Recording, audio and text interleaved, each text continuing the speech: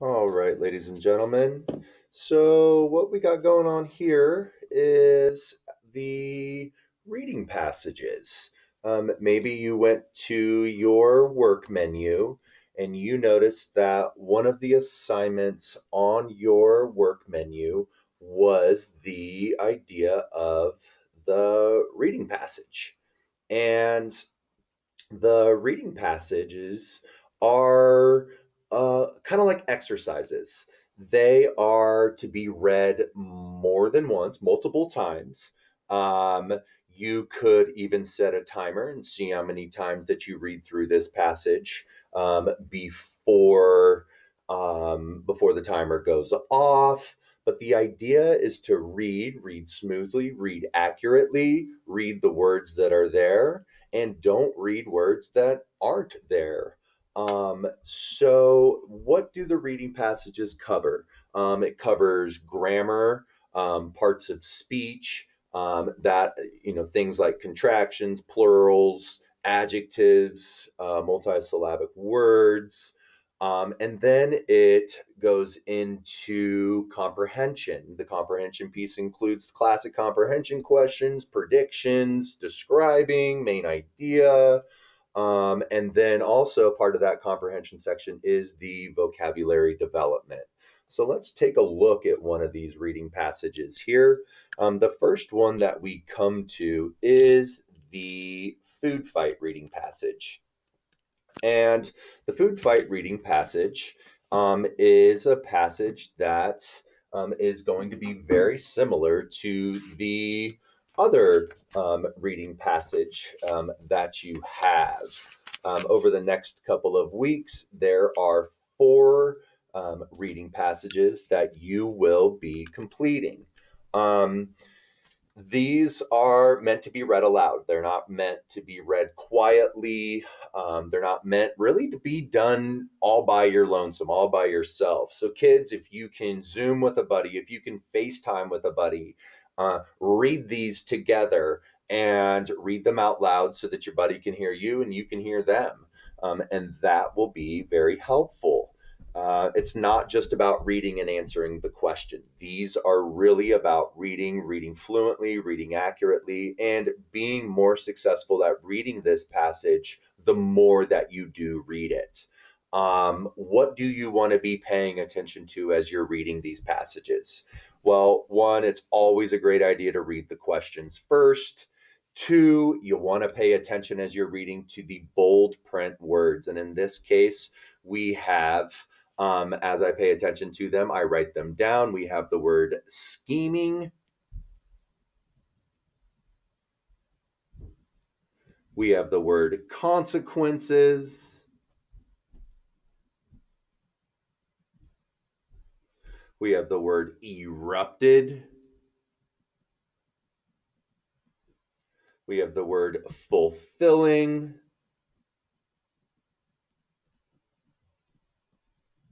And we have the word epic. Not epic games, boys and girls. Epic. And then also you're going to be paying attention to what kinds of grammatical features are you going to be looking for? What kinds of parts of speech are you going to be looking for? Well, some of the grammatical features that we will be paying attention to are contractions, two words, can and not, being put together to make cannot or can't. Can't is the contraction. So the clue for a contraction obviously is going to be the apostrophe, but not all words that have apostrophes are contractions. The next grammatical feature you're going to be looking for are how do nouns become plural, right? You're going to be looking for plurals, right? More than one. Another part of speech or a part of speech that you're going to be looking for are adjectives. Those are your describing words.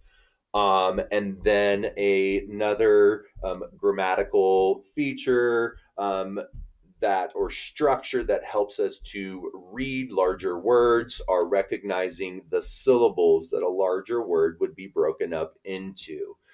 And so what have we paid attention to? We've paid attention to the vocabulary that we're going to be reading about, and we've paid attention to the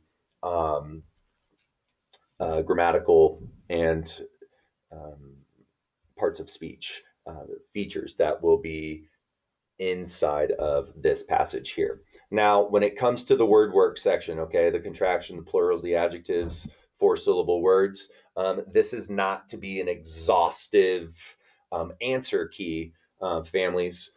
This is meant to teach you how to use this piece of paper, how to use this activity. But I will highlight the majority of what we are doing here with the grammar and the parts of speech. The reason why I say it's not going to be an exhaustive answer key is because sometimes there are many of these features in here. And I do not want to overwhelm honestly, I don't want to make a video that's too long and it takes forever to download. So I'm going to shorten this video by giving you the highlights of what it is that we're doing here. So go ahead and pause this video. I want you to read this passage more than once. I would say read this passage at least 3 times. Okay, all right, pause this video. And we're back. Okay. And what do we want to look at here? First, we want to look at the title. We got food fight with an exclamation point. That is an exclamatory sentence. That is something that you would yell. This is an appropriate use of the exclamation point. All right. You would exclaim that. So after reading this, I got the idea that we had some students that were excited about the end of the school year and they wanted to plan a food fight, knowing what the consequences were going to be, and they're just going to be okay with it because it's all going to be worth it. And it sounds like that it really worked out the way that they were expecting this whole process to work out. And so as we go through, and we're going to start answering these questions here about the main idea. The main idea of this passage, right? One way to answer these questions actually is to answer the questions by crossing off the answer choices that do not make sense. So in this case, the main idea of this passage was not spaghetti lunch. Yes, there was spaghetti involved at lunch, but that's not what this passage was about. This passage, food fight, that seems like a really good possibility. That was the answer choice. So I'm just going to put a little dot next to that one, symbolizing that I might come back to that one. Last day of school, well, it kind of was about the last day or the last part of school. That's a possibility. Bad lunch food. Yeah, well, maybe cafeteria food isn't all that great, but that was not the purpose. That was not the main idea of this passage. So now what I've done is I've gotten myself into a situation where I just got to battle between two. And I now have a 50-50 chance of getting this question correct rather than a 25% chance of getting this question correct. So now, yes, this passage was about the end of the school year, but it was more about a food fight. And yes, many of you are probably like, yeah, what took you so long to get there? The idea is to remember a great way to answer these questions is to cross off the ones that do not make sense. Number 2, I predict the kids' parents were. This is a prediction question, a level 3 question, where you will use what you know from reading and use a little bit of your own experience in life with the choices that these children made and predict what the parents' emotional state will be after finding out that they were involved in a massive food fight. Happy is probably not going to be one. Excited, probably not. Upset, that's a pretty good one. Laughing, and thinking about my experience, I could see my dad laughing at this. But when I look at the answer choices now that I've left myself with, upset is the best answer choice that I have. How do you think most of the kids felt during the food fight? Right? Um, well, again, this is another higher level thinking question. This is a question that is one involving understanding what it is that has been read, but also using a little bit of your brain, using your life experience to figure out how you would feel if you were in this situation. And based on how you would feel and the information that you've read here, it should give you a pretty good idea about how the children felt when the food fight came around. So, how do you think most of the kids felt during the food fight? During the food fight is the clue word there, because when it was finally spaghetti day, we were all so excited. We were a little nervous too, but nothing was going to stop us from fulfilling our plan. Just as scheduled, we sat at separate tables, waited for the lunch line to clear, and as soon as the last kid sat down, we each grabbed a fistful of noodles, nodded at each other in silence, and tossed the saucy noodles all over the room. I feel like the word tossed is inappropriate. It should be more like hurling, throwing, um, throwing the food like a cannonball. A great place for a simile would be right there with that word tossed. But anyways, what do we have here? During the food fight, right? During this day, it says excited and nervous, right? So we have excited and scared, right? So sad, not involved there. Angry, not involved there. Scared and nervous are synonymous. We now are battling between excited and scared. Once the food fight starts, are they excited during this process or are they scared? Um, and my life experience says, you know what? Before that food fight, right about here, when it was finally the day and it's like, in the morning and it's snack recess, right, all the way up until lunch, I'm going to be scared. I'm going to be nervous. I'm going to be tapping my foot. But soon as that food fight starts, I'm going to be excited. I'm going to be exhilarated. I'm going to be putting all scared thoughts away and I'm going to be in the moment and I'm going to be hurling spaghetti noodles with sauce and little meat crumbles all over the place. Okay, number 4. What trait best describes this group of friends? Well, I mean, right now, without even looking at the answer choice, I'd say daredevils, risk takers, excited. I am. I'm just overall creative, flamboyant, and so I am going to look at these answer choices that I have here, and I'm going to say shy is definitely not a possibility. Quiet is not a possibility. Rule followers and troublemakers. I think I'm going to go with troublemakers on this one. Troublemakers is the best bet. I mean, being a troublemaker, does that make you bad? Not, no. But if you learn from your mistakes and you say, hey, I did this once and I'm done, I'll never do it again, you're doing okay. So troublemakers is going to be that answer choice that will make your answer choice correct. All right. All right. Moving on. I am looking at the vocabulary section.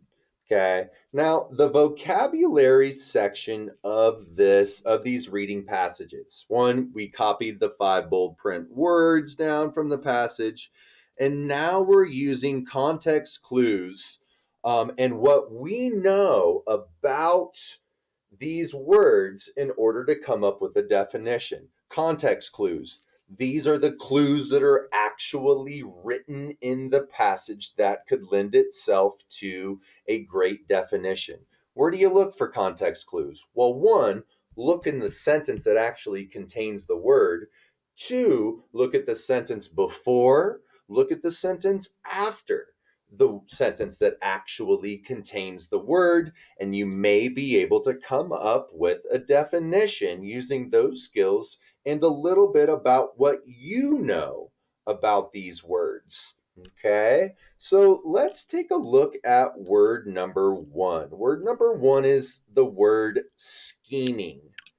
We are looking at the word scheming, and we are noticing that the word scheming is used in the very first sentence. For several weeks now, my friends and I have been planning and scheming the ultimate food fight at school. We know it's wrong. We know we'll probably get in trouble. All right, so we have this idea. They're planning something and they are aware that it is something that is probably going to get them in trouble. So, planning is a clue. We know it's wrong is a clue. We know we'll probably get in trouble is true. So if they're planning and they're knowing they're going to get in trouble, scheming then would be planning to do something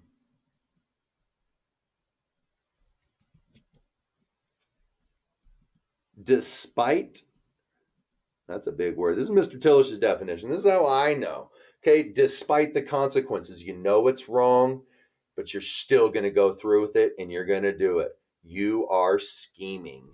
Okay, planning to do something wrong despite, the consequences. Okay, all right. That brings us to our next word, consequences. Let's take a look. But the school year is almost over, and we have reasoned that whatever the consequences, it'll be worth it, right? So whatever the consequences, school year's almost over, we have reasoned, we have understood, whatever the consequences, it will be worth it. So we've figured out it's going to be worth it no matter what. Okay, so consequences in this case could be the result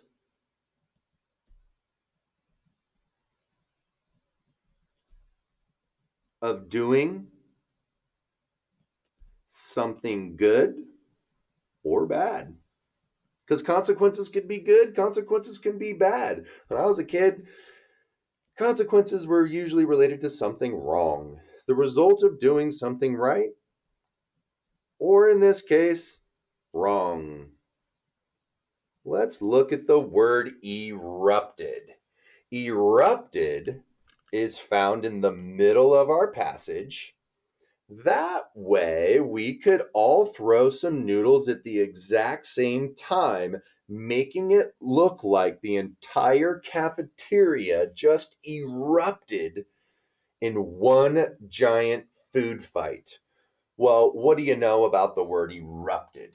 Might bring up the idea of a volcano, right? So making it look like, so at the exact same time, okay, we're throwing noodles the exact same time, making it look like the entire cafeteria erupted in one giant fight. Now, when I put all of these together, throwing noodles, same time, one giant fight, I think about an explosion. Erupted to explode. Now, fulfilling. Fulfilling is the next word. Okay. Now let's look at the word fulfilling. Okay, so erupted was to explode. Fulfilling now. We were a little nervous too, but nothing was going to stop us from fulfilling our plan. Just as scheduled, we sat at separate tables. Okay, maybe the sentence before, when it was finally spaghetti day, we were also excited and a little nervous. Excited and nervous. Nothing was going to stop us. Okay, still you're nervous. Nothing's going to stop us. Just as scheduled, we did exactly as we wanted and planned. To fulfill is to complete.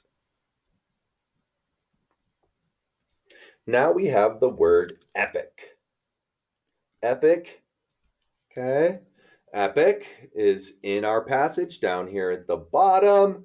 In less than 10 seconds, the cafeteria exploded with the most epic food fight we'd ever seen. Okay, so epic, well, we'd ever seen. If it was something that was the best you'd ever seen, the most epic you'd ever seen, the most exciting you'd ever seen, noodles and sauce were flying across the room like flocks of birds. There's your simile right there. You are going to look at the word epic. Ever, this word right here, ever, best ever, that is going to help you to determine that possibly a good definition that you have written down for the word epic. In less than 10 seconds, the cafeteria exploded with the most epic food fight we'd ever seen. You might relate the word epic to the best. Okay. Amazing.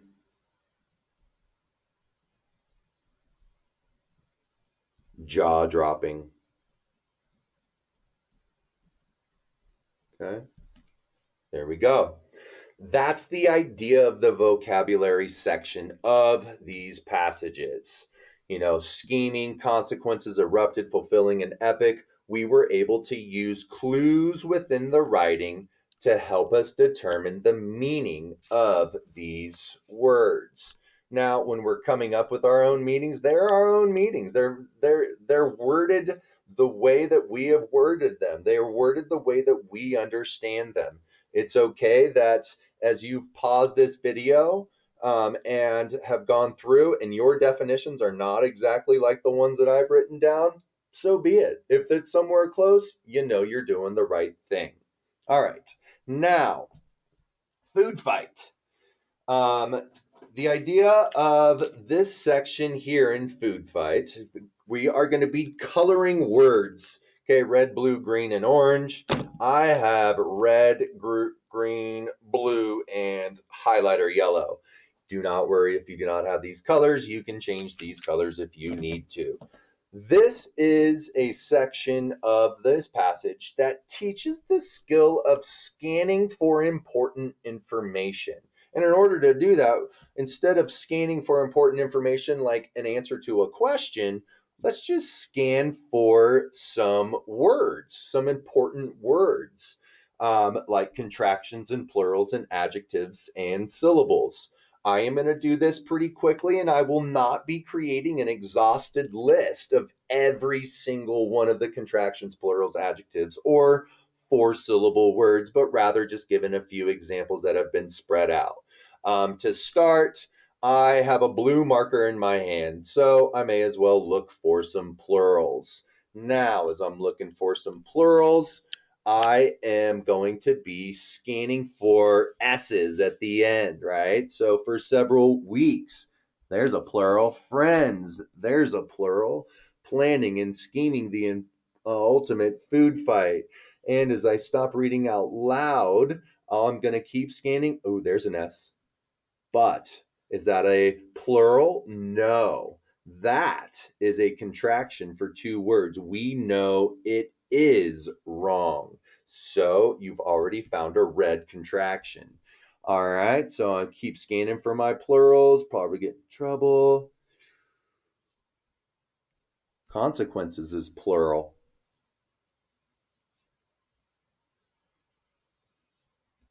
Noodles, plural. Tables is plural. Kids' heads, that is plural. The apostrophe comes after the S, either because there's an S already in the word, like my name. My first name is Chris, so Chris's has an apostrophe before it to show ownership. This has an apostrophe because it was more than one kid's head all over the room. Tables again. Okay, we got noodles again. So you get the idea of the plurals there. Let's switch on over to contractions. I'm putting the red marker in my hand. Now I'm looking for words that are two words smushed into one to make a contraction, like can and not together says cannot, or can't would be the contraction form. Alrighty, I'm scanning and I'm scanning and I'm scanning, kind of looking for apostrophes here. It's, I already noticed, it's is a contraction for it is, but not always. Now I'm continuing to look. Consequences, it'll. It'll is a contraction for it will. Going, going, going. Contractions.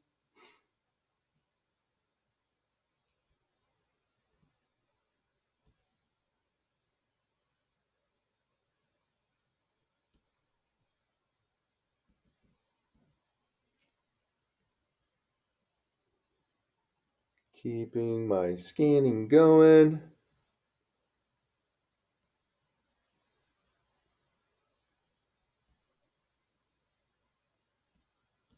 Here we go.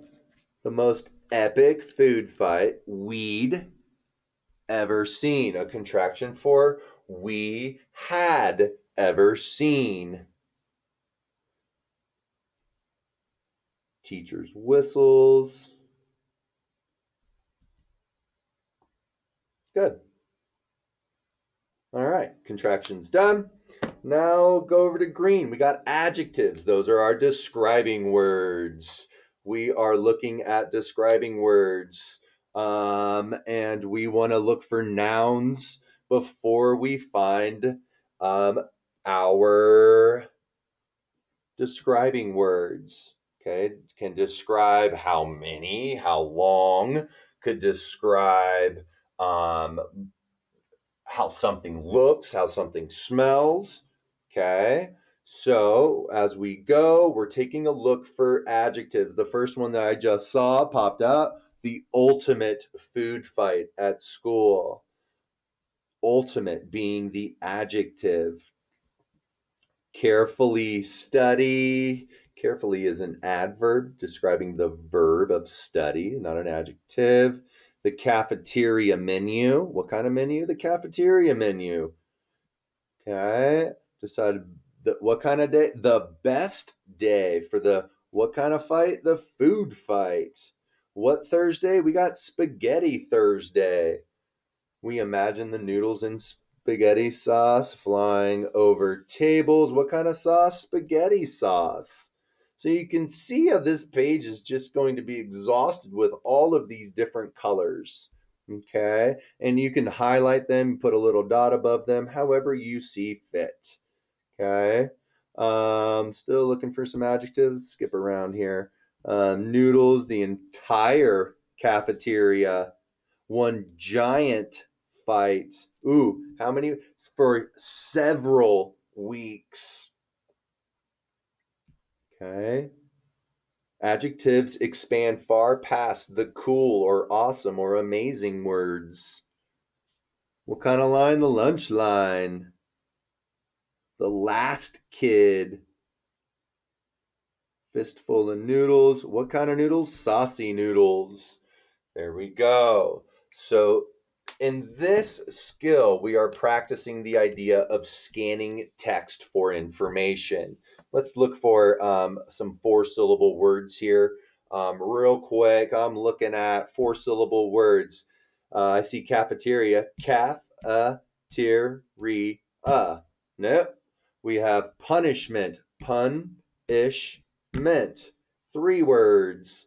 Still looking for 4-syllable words. Fulfilling, fulfilling. Scheduled, scheduled. Tossed, cafeteria. Checking that one again. Imagined, consequences, consequences. There you go. There is a 4-syllable word, consequences. Okay. Scheming, plopping, noodles, friends, planning, probably, probably. No, that's 3. The classic clap is going to help you with this process of finding the 4-syllable words. Erupted, nervous, scheduled. So reasoned, scheming, planning, several, ultimate, reasoned. All right. So you keep on searching for another 4-syllable word in there. And for now, we're going to call this video good to go. Be on the lookout for the next one. For the next video of these reading passages, we'll do the same exact thing. Alrighty, take care.